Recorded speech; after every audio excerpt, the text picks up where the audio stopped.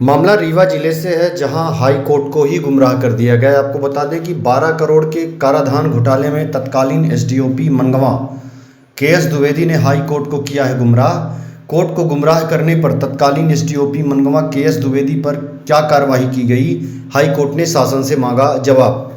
कराधान घोटाले में शासन द्वारा दायर रिव्यू पिटीशन 141/2023 में गलत जानकारी देने के लिए एसडीओपी मनगवा कृपाशंकर द्विवेदी पर क्या कार्रवाई हुई, हाई कोर्ट ने मांगी जानकारी। कराधान घोटाले के मास्टरमाइंड राजेश सोनी और अन्य आरोपियों को बचाने के लिए तत्कालीन एसडीओपी मनगवा ने हाई कोर्ट को भेजा था गलत एफिडेविट। अपने जवाब में उन्होंने कहा था कि राजेश सोनी के ऊपर मनगवा थाने में रिपोर्ट ही दर्ज नहीं है, जिस कारण से इस मामले को आगे नहीं बढ़ाया जा सकता। अब आगे यह मामला बढ़ा है और हाई कोर्ट ने गुमराह किए जाने और गलत रिपोर्ट भेजने पर शासन से जवाब मांगा है। 12 करोड़ रुपए घोटाला है, गंगेओ जनपद पंचायत का मामला है। आइए सुनाते इस मामले में जिन्होंने इस केस को उठाने में मुख्य भूमिका निभाई थी, शिवानंद द्विवेदी। आइए सुनते हैं उन्होंने इस मामले में क्या कहा है। देखिए, मध्य प्रदेश की 1148 पंचायतों में 2019 के दौरान 300 करोड़ से संबंधित ये जो राशि 14वें वित्त आयोग की परफॉर्मेंस ग्रांट की दी गई थी, उसको लेकर के घोटाला हुआ था, जिसमें रीवा जिले की 75 ग्राम पंचायतें सम्मिलित थी। उसमें गंगेओ जनपद की 38 ग्राम पंचायतें थी। गंगेओ जनपद की 38 ग्राम पंचायतों को लेकर के एक शिकायत की गई थी, जिस पर जांच हुई थी और कलेक्टर और कमिश्नर दोनों की जांच में दोषी पाए गए थे। 3 लोगों के ऊपर उसमें एफआईआर दर्ज हुई थी। एक राजेश सोनी लिपिक जो थे गंगेओ जनपद में, एक शिव शक्ति प्रोपाइटर के जो हेड थे नागेंद्र सिंह, मटेरियल सप्लायर जिसे बेंडर कहते हैं, और फिर नागेंद्र सिंह की एक पुत्री थी, उनका नाम था प्रतिभा सिंह। इन 3 लोगों के ऊपर अपराध क्रमांक 470/2020 दर्ज हुआ था थाना मनगवा में।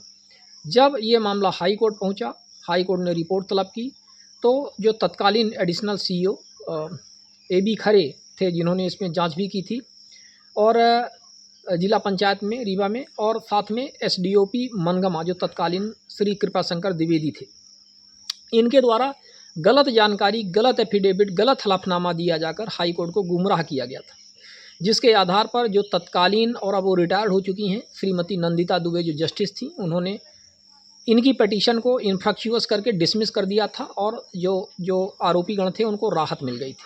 इस मामले को लेकर के हमने मुद्दा उठाया, फिर इस पर हमने कहा कि ये गलत हुआ है, इनके विरुद्ध एफआईआर दर्ज थी, गलत इन्फॉर्मेशन इन्होंने दी, इन्होंने कहा कि एफआईआर ही दर्ज नहीं है। फिर मामले में रिव्यू पिटीशन दायर की गई तत्कालीन सीईओ जिला पंचायत रीवा श्री स्वप्निल वानखेड़े के द्वारा, रिव्यू पिटीशन क्रमांक 141/2023। उसी समय राजेश सोनी के द्वारा भी एक रिव्यू पिटीशन दायर की गई थी 63/2023। 63/2023 को अब राजेश सोनी ने वापस ले लिया है, क्योंकि पता चल गया है कि उसमें उनको कुछ हासिल होने वाला नहीं है। और 141 जो रिव्यू पिटीशन थी 2023 की, उसमें अभी हाल ही में जस्टिस श्री विशाल मिश्रा के द्वारा एक आदेश दिया गया है और ये पूछा गया है कि एसडीओपी मनगवा श्री कृपाशंकर द्विवेदी के द्वारा जो गलत जानकारी, गलत हलफनामा प्रस्तुत किया गया था, उस पर शासन के द्वारा क्या कार्यवाही इनके विरुद्ध हुई है।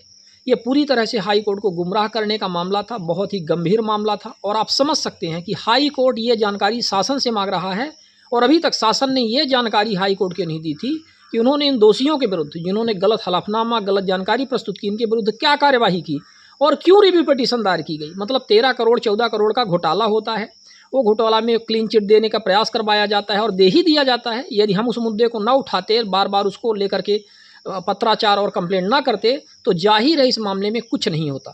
तो इस तरह से ये शासन प्रशासन के कारनामे हैं, ये काले कारनामे हैं, ये कुछ भी कर सकते हैं और हाई कोर्ट को भी गुमराह कर सकते हैं। और हाई कोर्ट को मजबूरन ये चीज़ें शासन से, प्रशासन से जवाब तलब करना पड़ रहा है। अत्यंत दुर्भाग्यपूर्ण है। ऐसे मामलों में ऐसे लोगों के विरुद्ध कड़ी से कड़ी कार्यवाही की जानी चाहिए। और ये जो लीपापोती का पूरा प्रकरण चलता रहता है कि शिकायतकर्ता, हम लोग शिकायत करते रहते हैं और उन पर ये बार बार इसी तरह से लीपापोती करते रहते हैं, ऐसे लोगों को चिन्हित करके इनके विरुद्ध खास तौर पर कार्यवाही की जानी चाहिए।